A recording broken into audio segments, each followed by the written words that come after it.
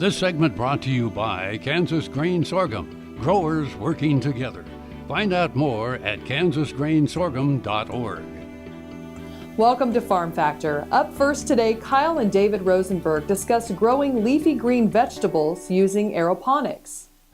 Hi, this is Kyle Bauer. I have the opportunity to visit with David Rosenberg with AeroFarms, and I'm just amazed at the technology that they're using. It's certainly a new generation of agriculture.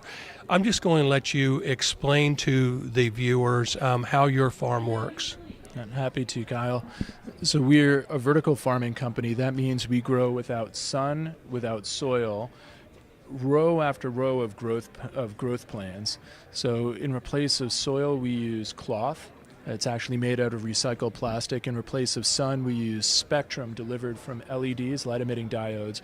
We grow in warehouses as opposed to greenhouses. So if you envision these long tunnels about 80 feet long, 5 feet wide, about every 3 feet you have another growth plane.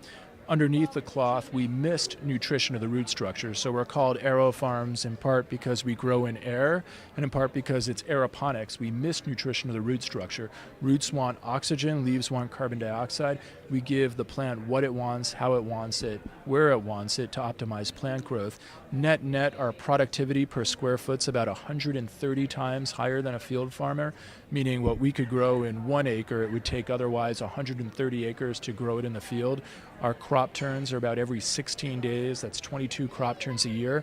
And our growing systems use approximately 95% less water to grow a plant. Also growing without pesticides, herbicides, fungicides. At AeroFarms, we're the world leader in the space. We've just built our 9th farm. It's also the largest vertical farm in the world. We have financial backers like Prudential Financial and Goldman Sachs. In our 9th one, we took an old steel factory that we repurposed to this big farm, and now we're selling to customers like ShopRite and Whole Foods. Well, it's become almost, I'll call it factory farm but I don't consider that anything but a compliment in that absolutely everything is controllable and you get to harvest regularly, so your labor, your folks work for you full time and everything is predictable. That's true. We have automation in seeding, harvesting, cleaning, and packaging. And we employ year-round. Our people are involved in most of it. It's like, of the farm workers, about 75% unskilled workers. And we're growing, by the way, leafy green vegetables. We've grown about 300 different varieties of leafy greens. Each farm focuses on probably 20. And we're working to optimize not just yield, but taste, texture, nutritional value. Where the criticism of indoor agriculture is product doesn't taste good, conversely, the compliment at AeroFarms is this is the best product we've ever had. So for example, people like kale because it's very nutritious. They don't like it because it's typically very bitter and very rough. We could stress a plant in a way to make a kale more tender as well as less bitter.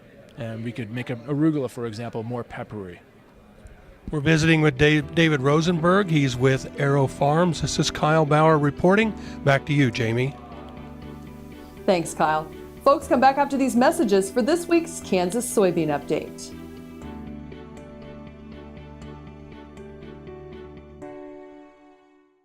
KFRM is one of the largest farm radio stations in the nation, dedicated to informing and entertaining rural listeners from northern Oklahoma to southwestern Nebraska. You can catch KFRM in many ways. Of course, 550 on the AM dial, streaming at kfrm.com, or on your smartphone by going to the TuneIn Radio app, or on Ag AM in Kansas on Tuesdays and Facebook every day of the week. KFRM, tune us in. You'll be glad you did.